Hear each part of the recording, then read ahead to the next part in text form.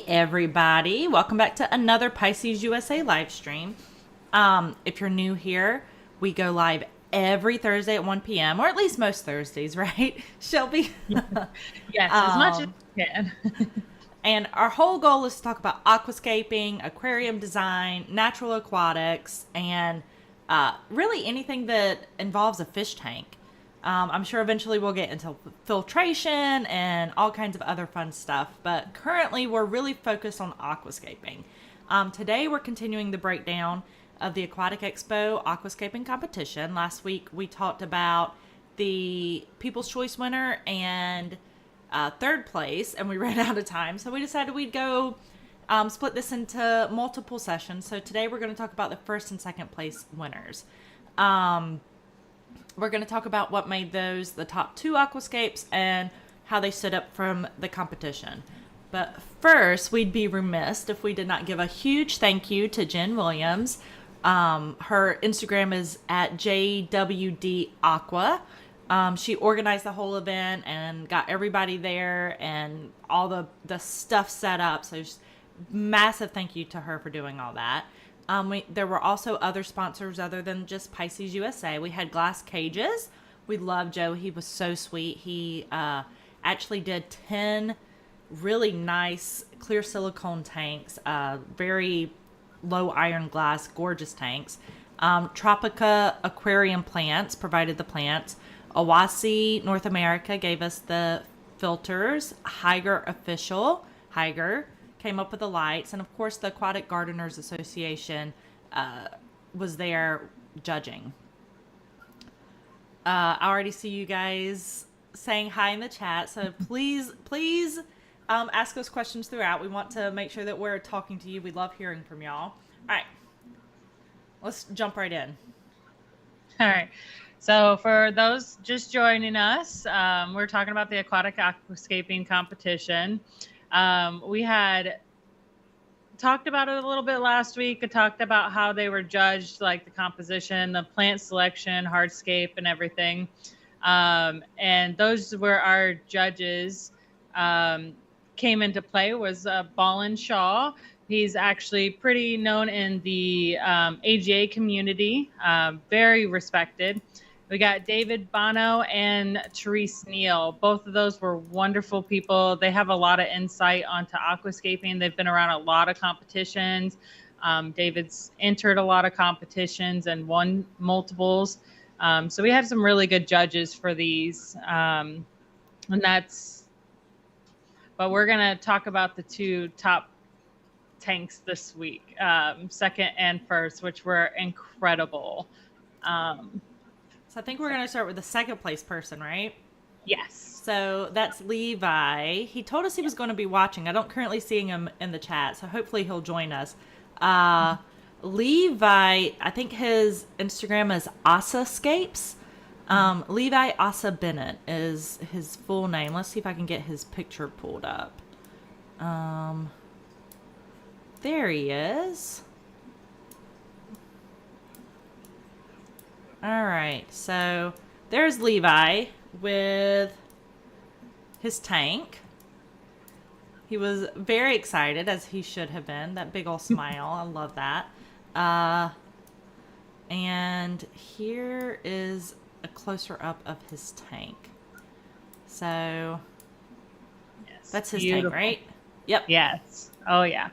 God, so with this one, it was really beautiful to walk by. Like, you could tell how nice and clean. This one has a little bit of the tannins leached out for the next day, but the first day was like super crystal clear when they were judging it. And just the colors really contrasted. That dark wood against the lighter substrate really makes a difference sometimes with that aquascaping. But he did, I think the judges really liked his choice of that negative space. There's a lot of negative space in this tank, and usually... So what do you mean when you say negative space? So it's all the open area of the tank. So to the right side of this tank is all open. Maybe it's the left for other people. But you could tell it's got plenty of room for fish to swim around. which is usually sought out for by actual fish keepers instead of aquascapers. There is a big difference in the community on that, is being able to have room for your fish to school, enjoy, and still have something to like be comfortable in and hide in. So like it is like the perfect fish tank setup that you would actually want. That's aquascape to me. The way he twisted the wood around each other, because those are several different pieces for sure. So just made a natural feel and did really good on the planting job. There's nothing wrong with any of the plants where he put them. It's normally where they would grow really well and look really good when this is all filled out. And it just flows really good from left to right, which is usually more of a triangular scape. I overall enjoyed it. It was just breathtakingly nice. So what substrate is he using here? This one that looks like the gun smoke. So he used all gun smoke for this one. Yeah, there is sand in the back too, so it might have some of either the Del Plata or the Colorado sand, which is it's a whiter sand with flakes of the Del Plato's like darker, almost like the gun smoke dark between it, and then the Colorado is more white with like pieces of jade and little dark pieces, and it looks really natural, especially against any rock that has coloration to it, that's white and like black. So goes well with almost everything, like the smooth lava, the Ceru stone, makes it look like it's more natural, because usually out in nature you don't have just like a solid color, you have like a breakdown of different colors. So that most of the front here is the gun smoke though, and you can see some of the sand in the back, but that gun smoke looks good with our alpine jade and the alpine silver. It actually just looks like tiny little alpine silver rocks. It's just so cute. I agree. But I use it with the Ceru stone a lot, because it looks like when you chop a Ceru stone, because it's got the like little veins in the gun smoke that mimic the same veins that you find in Ceru stone. I know, as a newer person to the aquascaping community, like just that difference in color, so it's like the light bottom with the darker wood, just for some reason that draws me in. I like that. Yes. Yeah, contrast will always draw people in. That's what it's the biggest thing in aquascaping is those shadows play a big part. So there's a lot of shadows in that. You can see like down in the bottom left in that rock and crevice, there's like a lot of shadows playing in there, and it just looks really overall appeasing to the eye. It's very soft, very natural feel. Sometimes when you look at an aquascape and it's too bright, it is very natural. Yeah. Any no shadows, it looks so artificial that even if you did like the most natural looking scape, it just doesn't look right. You're like, something's off. Yeah, I think like that's something too, like this tangle of wood almost, like the twisting. Like, I don't know what to call it officially, but to me it's like a tangle of wood and plants. And I feel like if I was underwater swimming at a river or a lake, like I would actually see a tangle like that.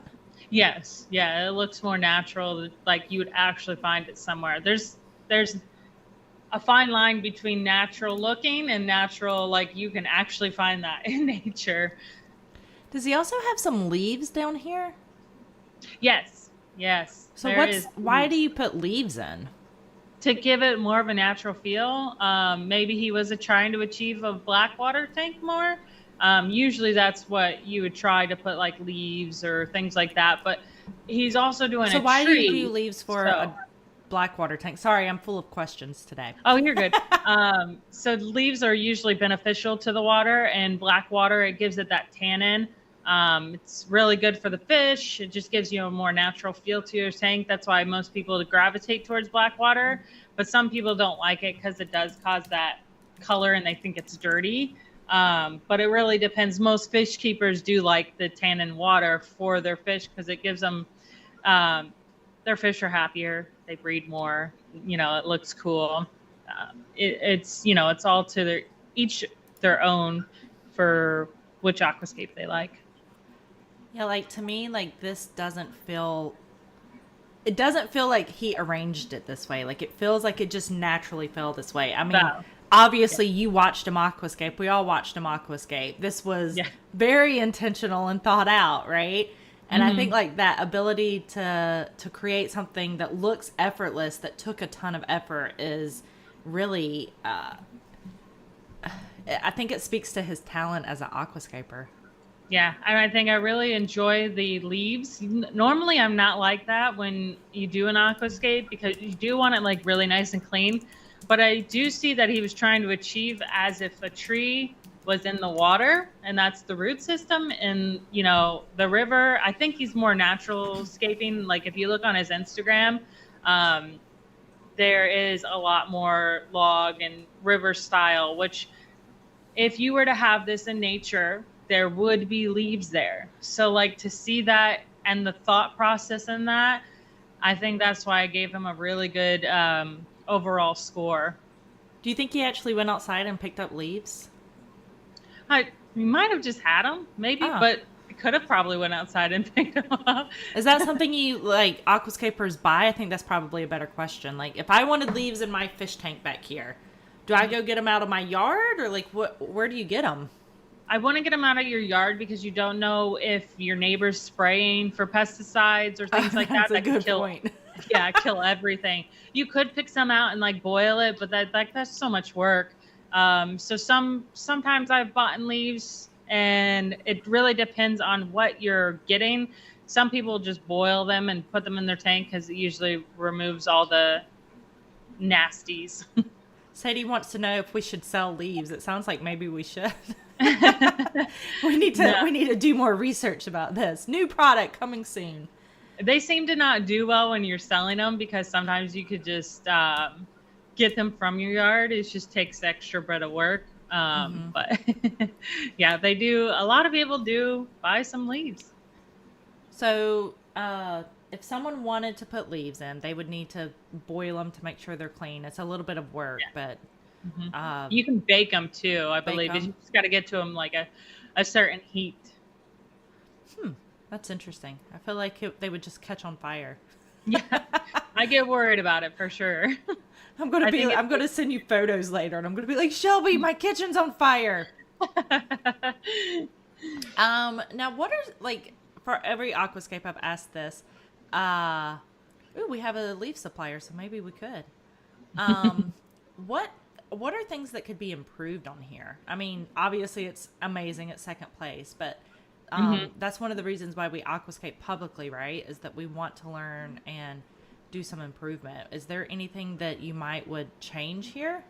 There's only two things that I think would have put him in first place, guaranteed, was just to make it a little bit bigger. Same concept, same thing, but fill up more of the tank. Negative space is good, but you want to fill up the entire tank and make, you don't want too much negative space. This one works because it's beautiful, it's enjoyable, there's nothing It seems wrong. to go across like But that diagonal for the 3 points, right? Like whatever that Mhm. grid is, the golden ratio, whatever it is, where you Yeah, try and stay on the points of a 3 by 3 grid. So yeah, he that's seems to why hit it's that.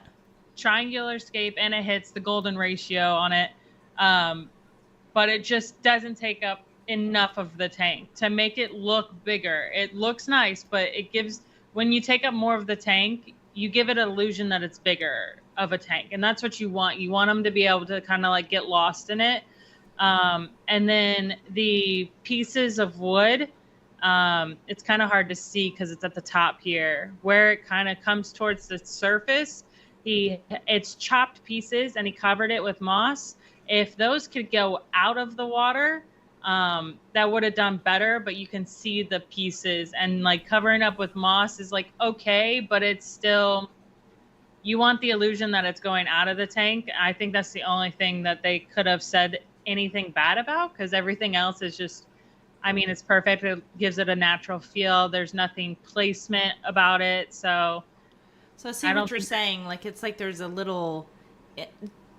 So here's something. Sometimes I've heard that in aquascaping competitions they don't judge the stuff coming out of the tank, But they're not supposed to. There's okay. aquascapes that they have changed their mind and decided to, but that is like the number one rule in any aquascape usually is that we don't judge outside the tank unless there was a competition to do so. Yeah. It is anything outside the water is not. So that's why you would want that piece to come out of the water so it doesn't give you that Because you can see like there's a part. little bit, like maybe like 2 or 3 centimeters at the top where it like it does look blunted. I see what you're saying. So if you had brought it all the way to at least the surface, like it would have created the illusion that it was continuing instead of making it so blunted. Because then you see that it stops. Just like I've done multiple scapes where we've done like really cool mountains, but we had like a flat rock in it. And that right there gives us so many points off because they're like, it looks so unnatural. It really sticks out. It draws your eye to it. That's the only thing. It just draws your attention. So there's at times it's a good thing for your eye to be drawn somewhere. And then there's times where it's a bad thing for your eye to be drawn somewhere. So like we don't want our eyes drawn to something unnatural. We want our eyes drawn to something natural. Yes. Is that what you're saying? Yeah.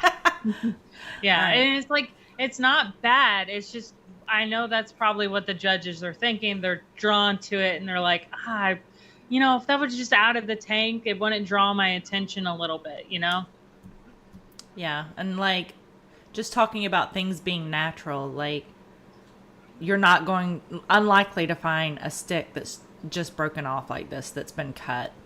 So, I mean, it might happen. Like we talk about how sometimes unnatural things do appear in nature, but this is an unlikely one. Yeah, cuts are too unnatural. That's why in an aquascaping contest, especially if you have cut ends, it happens a lot in spiderwood. It's, he did what he could do. It's usually cover it up with moss.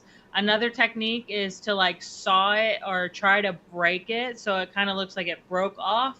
To make it more natural. Ashley was showing me that. Actually, she was taking like pliers and like damaging the end so that way it wasn't so blunt. Yeah, so it's a little bit more. It looks natural, like it naturally broke off, and it's like laying there.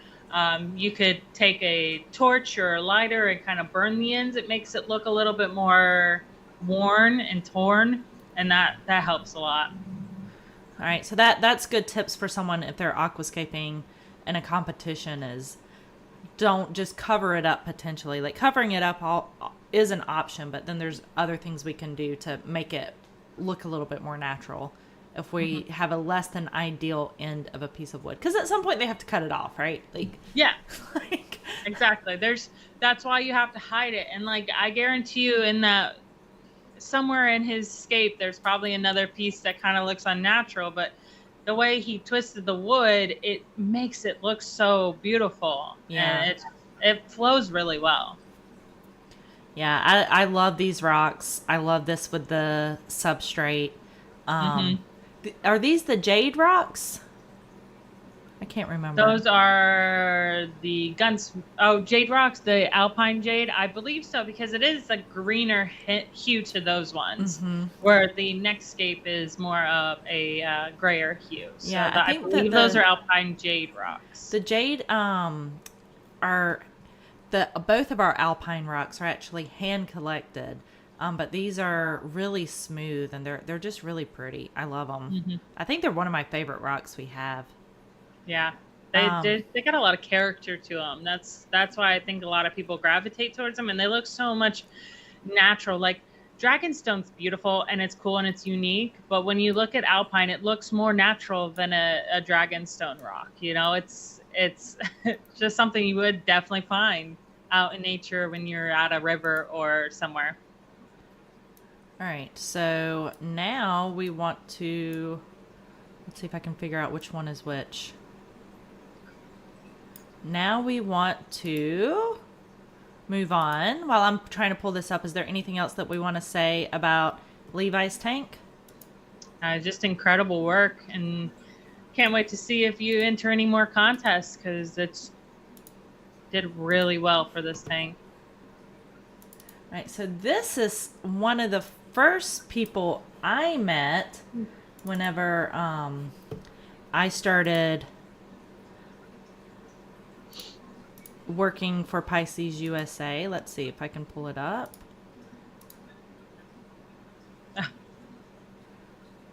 Oh,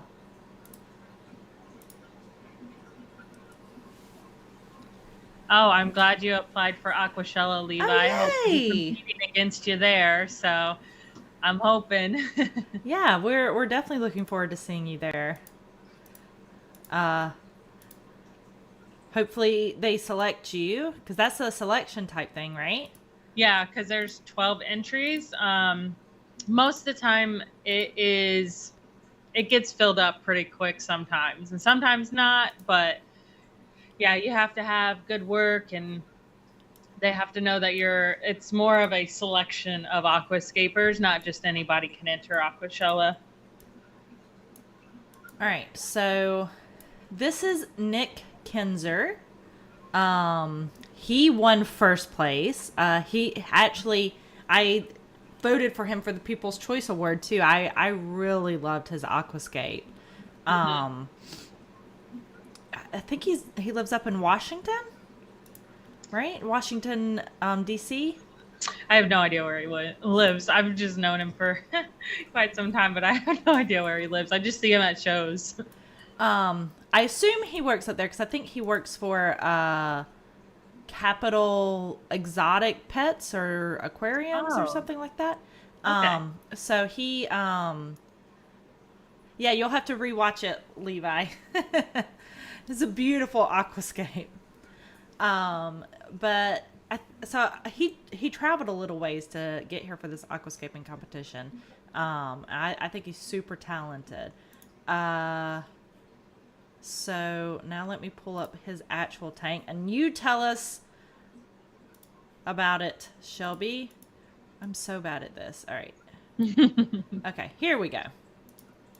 Yes, it's beautiful. I actually did comment when he was making this because he was right across from our booth. So I was able to watch his whole process on this. And I knew like immediately, like he just looked like he was putting it together effortlessly. I knew that it was going to be a strong impacted tank because of the choice of stone he went with and how large the pieces were. I was like, all right, he's about to fill up this whole tank. And he sure enough did. And that's why like every aspect of the tank is filled. With this one, it creates that illusion that it's bigger, which is like sought out for really well. And all of these tanks were the same size though, right? Yes. Okay. Yeah. So this one looks bigger compared to some of the other ones because of the way he put the rocks and everything and the way the motion is. The wood he put around there flowed really well with the rocks and made it look really natural, which is hard to do sometimes because like these are several pieces of wood.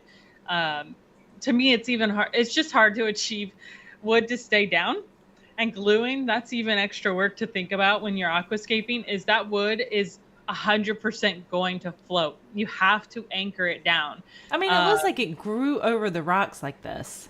Yeah, so that's what gives it that more natural feel and gives them extra points for giving that feel because you have to create that. That doesn't just happen naturally.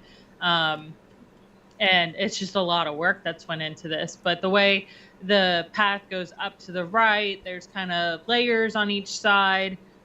I can see why. The planting's really nice. There's nothing wrong with it. I don't see any plants that are out of place. So plants is one of those things like you want, but like if you've done it wrong, like you won't necessarily earn a lot of points for plants. This is a question. I don't think I'm phrasing it as a question, but it's a question. The way I understand it, you won't necessarily earn a lot of points for plants, but if you do them in a wrong placement, you can get tons of points deducted. Yeah, so this one specifically, plants matter a lot in every aquascaping competition. Doesn't matter what you do. If you don't have plants in your tank, it's not that big of a deal. But it's not going to usually give you a one-up. It's pretty rare that a tank without plants has won. I can only think of one in particular that won, but it was a cichlid tank, so it makes sense. Okay. And like another one was, I think, a blackwater tank, but I think it had some. but 100% plants matter so much to an aquascape. If you are going to plant them, you need to know your plants. You need to know how much they grow, where they grow, if they will do well, if they'll have success in that area. So like Anubis, boost, things like that kind of grow in the shadows. So you want to place them kind of in the shadows or closer to the bottom. If you have like a large Anubis up top, that's going to give you points off. That's not really natural. That's not where it's going to grow. So question, before someone starts these aquascaping competitions, do they get a list of what plants is going to show up, or you find out when you get there? Sometimes you get a list, sometimes you don't. So it really depends because yes and no, Brandy. Yeah. So nurseries have a certain amount of plants and you make an order and they'll get you the plants, but sometimes they don't have it and they don't substitute it. So you might go into a competition thinking you're going to have all this Monte Carlo or baby tears, which is a good ground cover, or, you know, the ones that kind of go in the crevice. It's what is on those rocks right there to the left and right, like those little tiny plants. Those really are good fillers for any like mistakes in an aquascape. But say the nursery didn't have them and you go into an aquascape thinking you're going to have enough, you might not. And like they are supposed to be evenly distributed between the aquascapers, which doesn't always happen. Steven says it's Hunger Games at the plant table. Yes, that's exactly what it is. So that's a good thing to know too, right? To go in realizing that you're going to have to fight with other people potentially to get the ones you want. So in my experiences from Aquashella have actually been pretty pleasant. Okay. I've had some aquascaping contests that weren't pleasant, that people like took loads and loads of plants and like didn't leave any for other competitors. But usually the people who run it, just like at the Aquatic Expo, Jen did a fantastic job making sure that everyone only took a reasonable amount of plants. Okay. Didn't overload and take like all the Monte Carlo because their scape is going to look good in it. You know, like, yes, we understand it, but you need to be fair to the other participants so that they have some, because in an aquascaping contest, their judges understand that all of these plants are not grown. They're not, what we're looking for is, if you put them in that area, what's it going to look like in 6 months? Is it going to, you know, grow properly? Is it going to look good? Did you over bunch it? Things like that. So they're not necessarily going, wow, they really barely put any Monte Carlo in this tank. I would have filled this up. No, the judges understand that this is a competition. This is something they'll look for. They know how those plants grow and they'll know what it's supposed to look like and what you're trying to achieve. And my biggest thing is I overplant things or like put things in the wrong spot even today, you know, like, so I'm like, is that, if you're in a aquascaping competition, like I'm just thinking to myself, if I was to do one of these based on what you're saying, if there's a plant that I'm not super familiar with, it might be a good idea to look it up. Is that true? Yeah. Mm-hmm. Okay. Yeah. Cause then if you look Are you allowed to look it up mid competition? Huh? Are you allowed to look it up mid competition? Yeah, that's no problem. They're not going to have any issues. They'd rather you know about your plants than to put it in and not understand that you just put like a lot of swords, especially when they're from the nursery, are really small. And they're really beautiful, really eye-catching, that color. And you want that pop of color in the middle of your scape. But that thing grows like 12 inches big. And the people judging it know that it grows 12 inches big. And you just put it dab center in your scape. So they're going to judge based on how they know the plant grows, not how it looks currently where you put it. Yes, exactly. That is a good thing to know. You need to know your plants. So like if the plant that he has in the front of his tanks right here is dwarf hair grass, still kind of like leafy, the stringy looking stuff. And then the other ones were pins. Both of them are very short. You're supposed to trim them to keep them really nice and tight, and they'll look really good. And if you were to put those like in a different place, they might look unnatural and not grow very well. Pretty there. They look like they just naturally grew there. Like the one that's more of a bigger, wider leaf, the dicot, it's definitely looks like it's like grown out of a little pocket of soil, where the monocot, whatever that grassy looking one is, it's like, it looks like it would continue on past that. Yeah. It's beautiful. And it's really good choice of plants and really bold impact when you look at the tank, because it's just those rocks really do look just gorgeous. Just those, I believe, are the alpine silver, because they're a little darker than the alpine jade. But that one rock to the left, it's hard to tell sometimes with the lighting, Yeah. because this is a blue light on it, so it might make it look more like a jade rock. But I I'm believe those thinking are these are silver. silver too because they don't look Yeah. as smooth to me as the jades normally do. I think Yeah. that the jade is found in more turbulent water, so it gets more smoothed out than the jade Hmm. or than the silver. So it has Yeah. more little divots. Oh nope, Sadie said they're alpine jade. Are they? Thank you, Sadie. I mean, they're absolutely gorgeous. Oh yeah. Um, all right. So, is there anything? I have some notes that he has some great depth and perspective. We see that split that we've talked about before. Yep. That seems to be very, very popular, like the V shape. Hmm. And it's not straight down the center, and it's kind of angled so that it goes across the tank also, which was what Levi's tank was like too, right? Like it was angled going across, but this has an angle going across, but it continues. It's not just empty space on the other side. Yeah. So it keeps you drawing into it further and kind of think of like, well, what's back there, you know? So it gives you that illusion. He also filled the tank up really well. So that was the difference between second and first, is that first place definitely filled the space. There's just not really any gaps or anything that you'd say that he didn't fill the tank, you know? And like the thin substrate in the front really is a go-to. I try to explain this to people all the time, that you don't want a bunch of substrate in the front because it stops the illusion that your tank is bigger. It just doesn't look appeasing either. And if you look at your tanks, most people do thicker substrates for their tanks. That's fine for a simple planted tank at home. But in aquascaping, you don't want to see all that. It's going to get gross. It's going to get nasty. It does get gross. Yeah, it's not something you want to really look at. That's going to distract you away from your aquascape in the long term. I feel like if I was to use AI and like tell it to fill up that space, like it would know that, like it would create like a riverbed almost, right? Like like this is on the shore and it's moving away, and Yeah. like I can imagine that that's what is going on here. Yeah. And this is, it's beautiful. If there was like a little light behind this tank and this, you know, that focal point that they've created back there, it would even make it even better. It's such a, Yeah.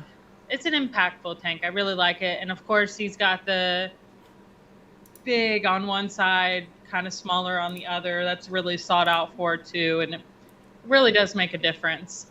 You definitely don't want them like even. So like the fact that he's got one side that's Oh kind of yeah. closer and bigger, and then the other side is smaller. That's a big.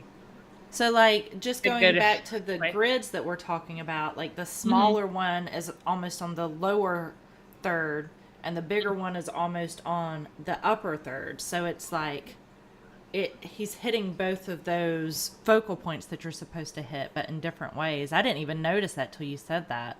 Yeah.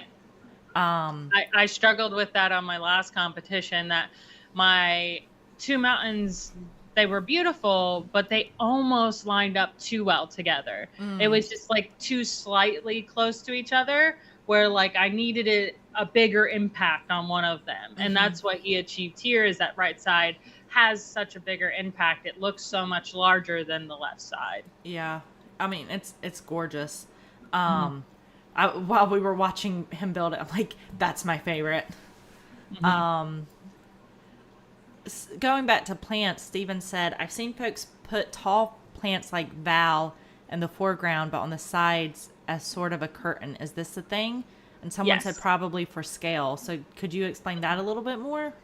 Yeah, so it depends on difference of scaping. So we've actually done this before, where we have put larger rocks and larger plants in the front of the tank, which you wouldn't think about usually when you're aquascaping. You think like small to large in the back, but it depends on how big in depth you want the tank to look. So when you're staring at something, the trees look bigger right in front of you than they do far away. So that's the illusion you're creating, is like you're standing there. There's all these big plants, trees, and everything. And then in the background, we put Monte Carlo and all the tiny plants because it makes it look like they're bigger plants in the background. I hope that came out right. Yeah, I think so. And I think it just highlights how there's not just a right way and a wrong way to do this. Because there has to, it's almost like you have to be intentional with it, right? Like you can use plants in not the right way, but you have to have an intention with it, not just, oh, I want to put this plant here to cover up this spot. Jenna said forced perspective is also used a lot in architecture to make things look larger and further away. Yeah, like artwork, I've seen that kind of stuff. So that's essentially what this is forced perspective, right? Yeah.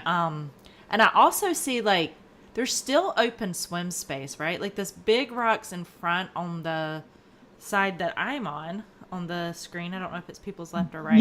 Yeah. Is like that wood and everything looks like it's a lot closer to the front of the tank, and the wood on the other side looks like it's further away. So you still have open space for fish to swim, but there's no empty spots that doesn't have something to draw your eye. Mm-hmm. Exactly. So I think that's good, right? Yes, that's perfect. I'm learning. Again, this was one of those very, like, it looks like it just grew this way. Obviously, Nick spent a lot of times working on this. It didn't just happen. And it was a well-deserved first place win, I think. Yeah, it made an impact for sure. Is this what would be considered a diorama type scape or no? Yeah, more of a diorama than it would be a naturescape. And why is that? Because there's more use of rocks than there is wood. And it's not necessarily, this is one of those examples I tried to say before, that it's not necessarily natural, but it looks natural. Yeah. So he has a lot of open space, but there's still detail.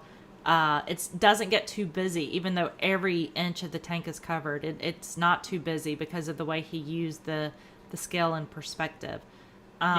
Is there anything that he could have improved or done differently, or that you would change? In this tank, not particularly. That I think that's why he scored so high, because there wasn't that many imperfections that you would count. So a lot of times, like, they get deductions, right? Like, it's not like they start with a score, but it's like, all right, this is right, this is wrong, this is wrong, this is wrong. And so it was a really good aquascape. At least this is what the judges have explained to me. But because there's like a few technical things, they lose points and it drops them. But he's technically like good, right? Yeah. There's not much that I would change. Yeah, I can't. Like the sticks go all the way to the water line, so it gives the image that, and that's what you were talking about earlier. Gives the feel that it's going out of the water. We can't judge stuff. We're not supposed to judge stuff coming out of the water, and it may not come out of the water, but it gives the impression that it's going to. I don't think there's much more to add. No.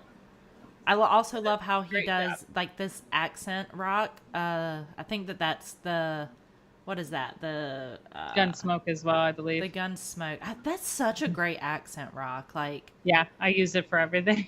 Just about. Like the Levi used it for the entire scape, but I feel it's such a dramatic option when you use it as an accent with. And I think this is the sugar white. Like, it's just gorgeous. And I've seen people use it with prairie, with midnight, with browns, with blacks, with whites. Like, I haven't seen anything that it didn't look good with. Yep, no, not one thing. I love that rock. I think one of my favorite things about the aquascaping competitions in general is just how it showcases the different trends that is going on. Seeing how everybody, they're all using the same products, but all the looks are so different. And next week, I think we're going to get into that more. We have 6 more tanks that we haven't talked about, so Yeah. we'll try and get through those next week. And it's just incredible how everybody had something different. Oh, I know something. Would there have been any impact if he had made the grain of these rocks all go the same direction? That's something that a judge at a previous competition had pointed out to me, was trying to get the grain of rock like on the same angle. Yes. Yeah. If they were that left rock to that right rock, if they were going the same way, it would definitely create a bigger impact for sure.